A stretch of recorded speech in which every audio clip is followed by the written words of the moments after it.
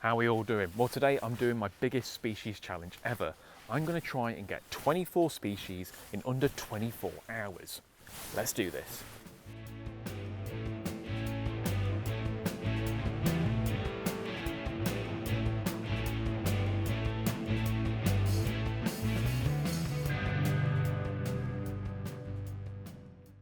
So the rules for this one are pretty simple.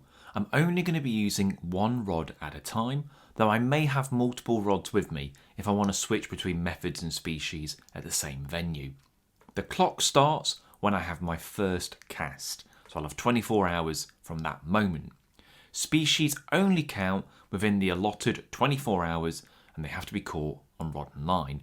Other than that, any method, any place and venue counts. Sea, course, fly, doesn't matter as long as I can catch the fish. Helping out with the freshwater leg of this challenge is Hugh Miles, who you might recognise as being the filmmaker behind Passion for Angling and Catching the Impossible.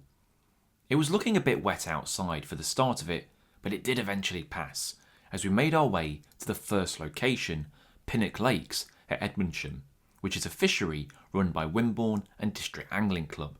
The plan was being to tick off some stillwater species first. To get the ball rolling, I started on a light waggler and maggots in the margins, while Hugh was fishing the pole next to me for tench. Straight away, I had a bite. Oh, perch. Hey. There we go, first fish, perch. Perch make the first fish for the list, and shortly after I also managed a rudd, which to be fair, I wasn't too worried about finding one of those. Now, I'm doing this in Dorset, and there's a couple of reasons for that. I could go down to Cornwall, and arguably I'd get more marine species, but then I lose the freshwater species. And I could go up country to where I'm from, say Nottinghamshire, where I'd get more freshwater species, but obviously we're nowhere near the sea. So Dorset is that perfect compromise because we're southwest enough that we've got lots of marine species, but we're up country enough that you've got lots of rivers and lakes, much like this beautiful lake behind me, where hopefully we can get all the species to complete the challenge. The fishing really went quiet, and although we had a kingfisher join us, which was lovely to see, the bites did dry up, so I decided to head to the smaller lake for tench. So I've just left Hugh, he's on the pole still, and I can see carp on the top. I'll have to do some stalking in a bit. But, oh, kingfisher. I'm going down to the bottom lake, which is a little bit smaller, because there's a lot more tench and crucians in there. So I'm hoping I can winkle those both out, and then I might come back onto the main lake, have one last go for carp and bream, but then I'm going to have to get a Jimmy Riddle on because I can't stay here all day. I've got a lot of species to catch, but we're getting there. It's a good start. Let's go see the other lake. Now I'm purposely using quite kind of basic budget tackle, and the reason for that is I need something that's kind of all round, light, versatile. So I've got like a telescopic sort of Timu rod jobby, which is fairly typical of the tackle I use. If you watch my videos regularly, be no shock that my tackle is eclectic, I think is the kind way to put it. But, you know, it does the job. So I'm now on the little lake. Let me just show you that. Beautiful. Absolutely beautiful. Let's hope the tench crucians are biting. So one of the things that is becoming quite apparent to me is trying to specifically target out species from others. So this lake has a lot of tench, a lot of crucians, but it also has a lot of roach, and the roach are absolutely loving the maggots. So I could switch to another bait. I have got some worm, I might try that, but I'm having a hard time getting through them. And although I was waxing lyrically about my little Timu rod earlier, it's not really the right rod for the job for this. And it looks like it might piss it down again. So I don't know. I just had a bite then, just missed it. Come on. Allegedly, there are a lot of tench intrusions in this lake, but they're not showing themselves just yet. Although I've not had a proper bite for a while. When I'm tench intrusion fishing, you don't want those really sharp bites because that's generally a rudd or a roach or something. You want those slow little pulls, those little tweaks. It's a tench. Oh, that's a fish. That's a fish. Right, on cue. It's a roach. Okay. Let's think of something else. While it wasn't a tench, I still needed a roach, so another one down. Unfortunately, the roach were just so quick to the bait, I really found it hard to get past them. I then put a chunk of worm on and fished hard on the bottom. Well, I've just switched to chopped worm. Where's the float? Oh. It's a little one. Oh. Oh, I'm snagged. Oh, I'm snagged. Oh no, I'm not. Oh, it's fish. It is a fish. And it's a tench!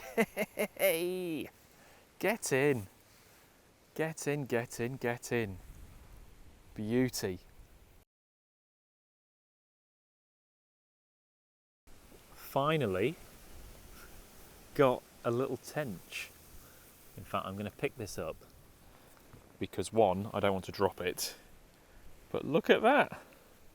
Little tinker. I am so happy with that. It is definitely in the running for the smallest tench I've ever caught, but that is a tench. Beautiful colours on it. Get in. I worked very hard for this little tinker and was beginning to think I wouldn't get one. I've always associated tench with early mornings and bubbles coming up. They are really slow growing fish, and a nickname is the doctor fish, as it was believed other fish rub against them to heal themselves, which is not 100% inaccurate, as the mucus on fish does protect them from parasites and infections, but I'm not sure if it works on other species. I'm not in a hurry to rub tench slime all over me in any case. Objectively, 4 species in 4 hours is on target, but I don't really want to be up for 24 hours straight, so I knew I needed to bump up the species tally, which took me to the River Stour, just outside Wimborne, to have a go for some river species. The method was fairly simple, just a stick float and maggots.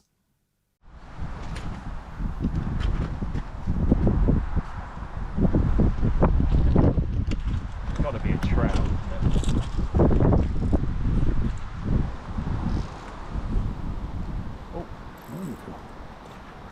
Hey. Oh, it's a chub. Hey. Oh, hey, hey. That's good. It's not a bad chub.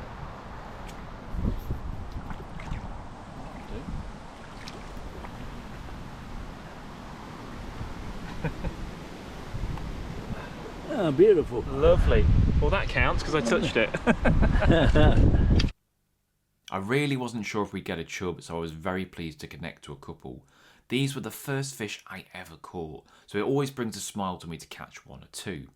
They're fairly greedy fish, and in fact, the word chubby comes from chub, given their gluttonous nature. Another chub. Lovely chubbly.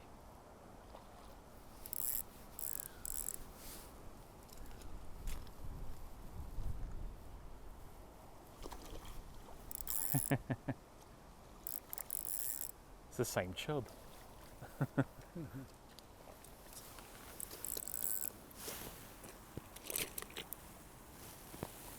Hey, lovely. Nothing wrong with that. I'll get a lovely chub. Absolutely gorgeous fish, lovely scales on it, black tail. Wasn't sure if we'd get a chub today, so I'm chuffed with that, so we'll get it back. Off you go, buddy.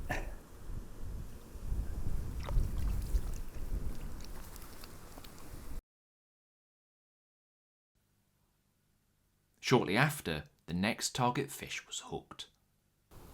So that is a beautiful dace. I can't say I've caught many specimen dace in my time, but that is a gorgeous fish. Absolutely beautiful. Fantastic. Let's get it back.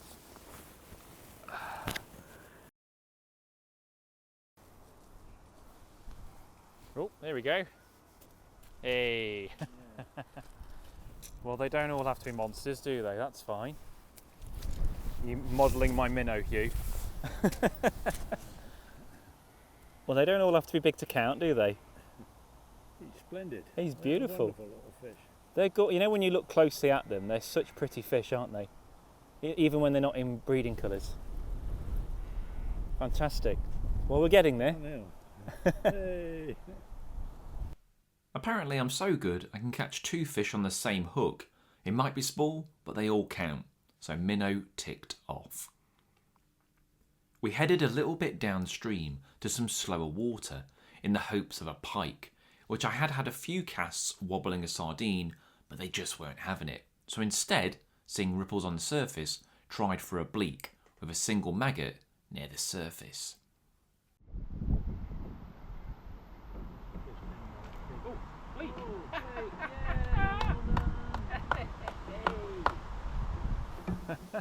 Here we go. Bleak. Well, never doubting Hugh, obviously, but he said we'd maybe get a bleak here, and we've ended up with a specimen bleak. I'm half tempted to put a British rod caught record in for this one.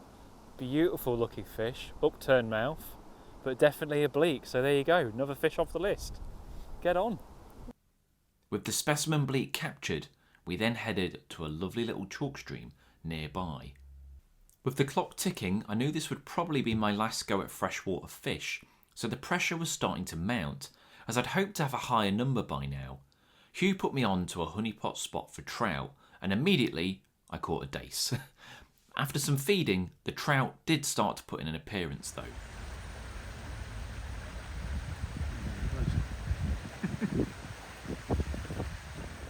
Yeah, go on then. And I'll cast into that. Oh, that was a trout. Oh, there we go. Ah. There we go. Salmo trotter. Come on. Oh.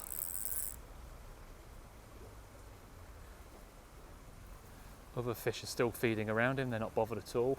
Like they're following him.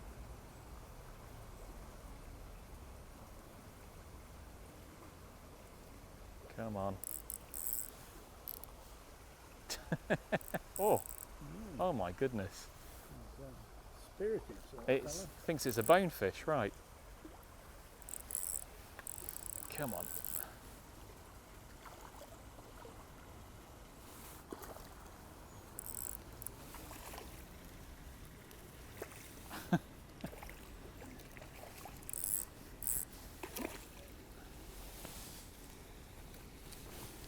Whee!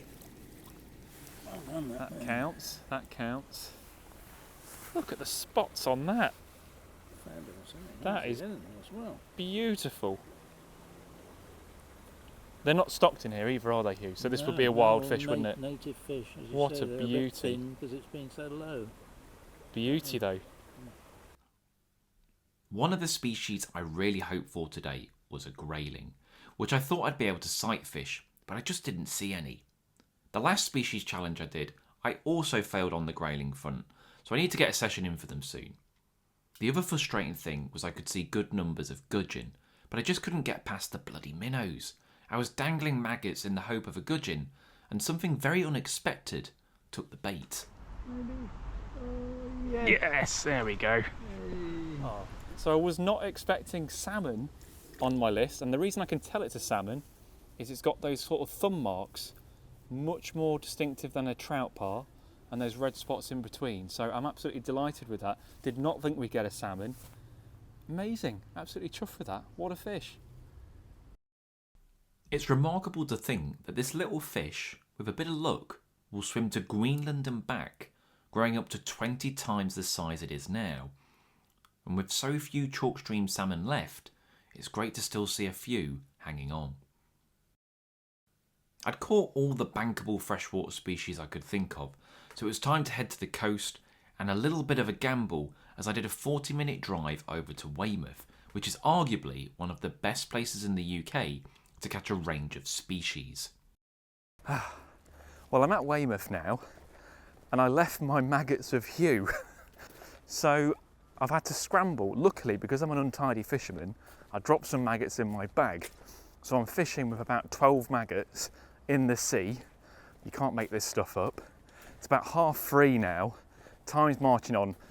I am thinking I might have to fish into dark, which I don't really want to, but hey ho. I'm going to start on the pleasure pier, and I'm just going to try and bump up my species count. Just have a scratch around, see what little species I can pick up, and then head into the town and see what else we can get. So the rig I'm using is very simple. It's basically a £5 line, a couple of swan shots, and a maggot. I'm going to pop into the tackle shop when we go into town, see if I can get some rag, because that's the best bait really. But maggot's all I've got and I want to start. So we're going to drop that down, and we're going to inch it around, see what we can do.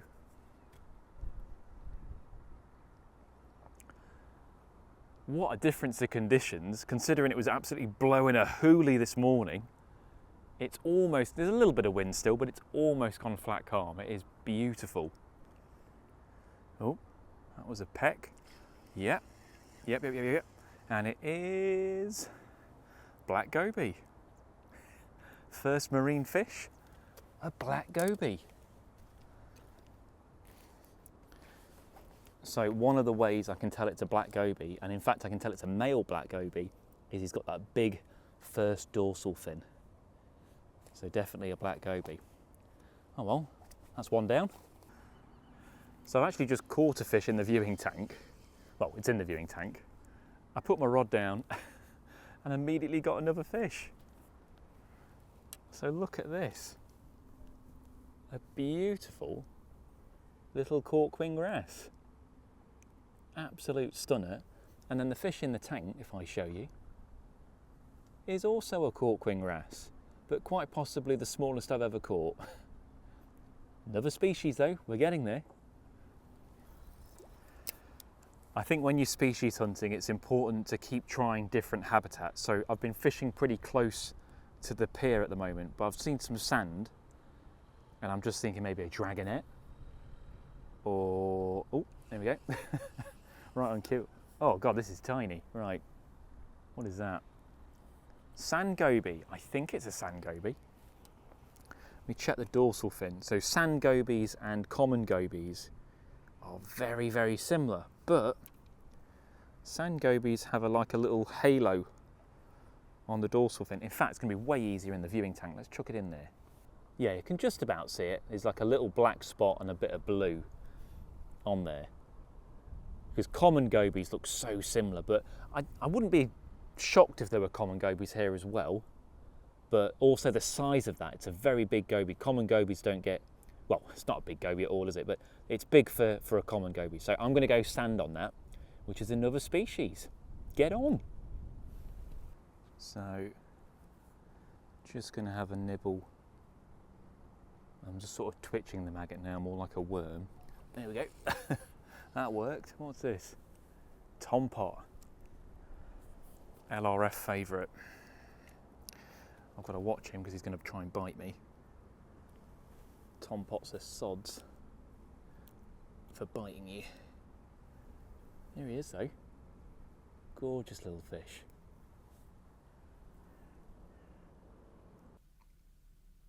The last 4 were all fairly common captures, but then I hooked a slightly different fish I wasn't banking on today. Just about to move on, and I've had a Baileyon's wrasse. So didn't really think I'd get one of those today. Very, very similar to a cork-wing, where he's got the spot on the dorsal fin and some of the pink on the anal fin there. So yeah, bit of a surprise. Baileyon's wrasse. I also caught a little pow, which at times can be in plague proportions, but they weren't too bad today. And this little pollock, which are actually my favourite eating fish, though I thought I'd let this one go. The pier does hold some interesting fish, and I did see a red mullet go by on my camera, and plenty of dragonets, but neither of them were having it today. Getting closer into town, I kept an eye out for other species, and saw lots of small silverfish up in the water, which I twitched a single maggot past, and caught a sand smell. These are funny little fish, as some days they're really easy to catch, other days they can be tough. I then tried the same method on the bottom and I got a rock goby. If you're keeping count, I'm on 19 species now, so I was starting to think that I might actually do this. Up until now, I'd already previously caught these fish on other sessions, but there was a possibility of a lifer today, and that was a gilt-head bream. I tried a month or so ago in Cornwall for them, but they didn't put in an appearance. I was told that at low tide at the back of the harbour, this is the best time to target them, and I might even be able to sight fish for them, which is my favourite method of fishing. Walking along the harbour, there was the usual mullet on the surface, which I was tempted to have a go for, but then I remembered life is too short to fish for mullet. There was also the odd bass going by. I was beginning to lose hope, but then I saw a shoal of maybe 40 or 50 little pancake-sized bream. My heart sank and I cast over to them. They immediately buggered off, not liking the tiny ledger that I had on, and I lost sight of them for maybe 40 minutes. I thought I'd blew it. I should have left them to find another species, but I really wanted one, so dodging traffic behind me, Weymouth locals nattering to me, and the wind, I eventually put a float on as I noticed they seemed to like the bait falling down, and sure enough, it worked.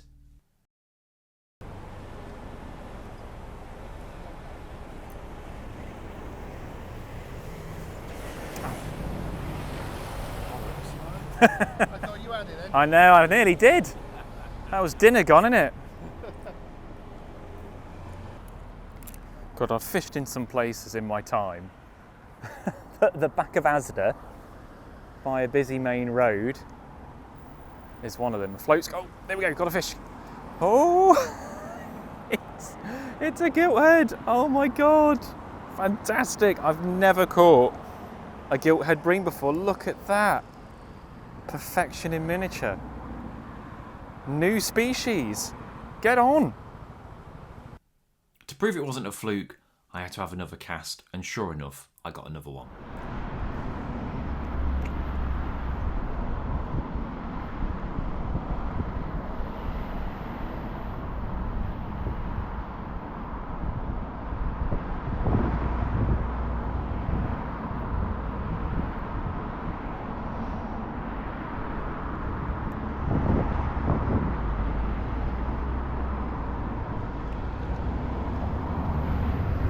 Hey.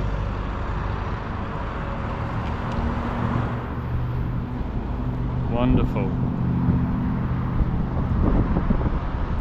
So far, all of these fish have been caught on maggots, by the way. It's a great bait, even in the sea.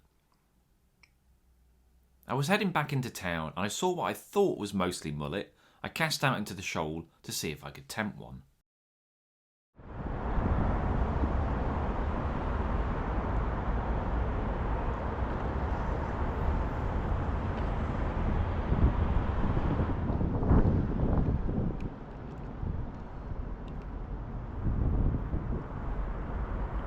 Bass were another species I wasn't 100% sure if I'd get one today, so I was really pleased with that. I headed to the stone pier where I met Lee, who was joining me for the evening. With it being a bit more rocky, I was hoping to get a few more different species. So I'm on the stone pier now in Weymouth. I think I'm on 21 species in total now. I'll have to go over that in my head. And something like 12 marine, something like that. So if I can just get a couple more, we're pretty much there, which is bonkers. So we're going to see what we can pull out. I might have to admit that I'm maybe better at sea fishing than freshwater fishing, which is kind of pathetic given that I live in Nottinghamshire, but we'll give it a go. Got Lee in the background fishing away. You're not allowed to catch anything that I've not had yet, Lee. Let's do it. Come on, let's get some. The idea being to find little gaps in the rocks and dangle down to see if I could get a tug. Stop it. The usual suspects like corkwing wrasse turned up, but then something a little more green, a baby ballan wrasse. To be honest, I find these a little bit harder to target in Weymouth, so I was chuffed with that. They're our biggest wrasse and they come in so many different shapes and colours, not to mention the fact that they fight like stink. I was hoping for a shanny, but they weren't playing ball for me. Then Lee called me over as he'd had a couple of black bream on his isomi. Lee very kindly let me use his rod and isomi, which I tend to default to bait simply because it gets me more bites, and I don't see fish as much as I'd like to. But I do enjoy it when I do it. Feeling for bites is a great way to fish, and I did manage to get another Baileyon's wrasse. I swapped rods with Lee, and then to prove he was the black bream king, caught another one on my setup. Right, so so Lee was catching black bream, so he let me use his rod. So I said, well, you use my rod. Look what the job he gets done on my rod, on my sabikis. He's got a... We're not fishing again, Lee. This is it. This is it. Bloody black bream, eh? I did persevere with the isomi, and eventually I got one, which was my first on an artificial. This meant I was one species away from hitting the 24 species in under 24 hours. Seeing as I could see the odd shanny on the pier wall, and generally they're fairly obliging to hook, I went on a shanny mission. Well, I did have some bait on. Hang on. Oh. No. Oh, there's something on it. Hey! It's the shanny. The shanny magnet. I have got the magnet, yeah. The magnet was up my arse, but there we go. 24 species in 24 hours, and the shanny is number 24. That took some, oh, he's just tried to bite me. That took some fishing. Oh, fantastic. What a fish. Look at his mouth, he's really angry with me. We did it. That's mental. There we go, number 24. The shanny, common blenny, whatever you want to call them. I've got him in the tank because these buggers bite. I did try to hold him up and he took a chunk of my finger out. 24 species, I'm shattered. It's kind of in the evening now, but I'm sort of thinking I ought to carry on. I mean, I wasn't really planning to go beyond 24, so I think maybe fish into dark. I've still got a few hours of the challenge, so we might as well crack on and maybe get a couple of bonus species, but there we go, the shanny. We headed back into town to see what bonus fish we could get and to refuel on some well-deserved dinner. I'd sort of had my fill of fish at this point, so I had curry chicken balls and chips. The sun had dipped down and I chucked on a sabiki rig with maggots, but wasn't getting much attention. There was another angler next to me though, hauling in whiting, which would be a new one for the day, and he kindly took pity on me, giving me a handful of ragworm, which is currently like gold dust to get hold of.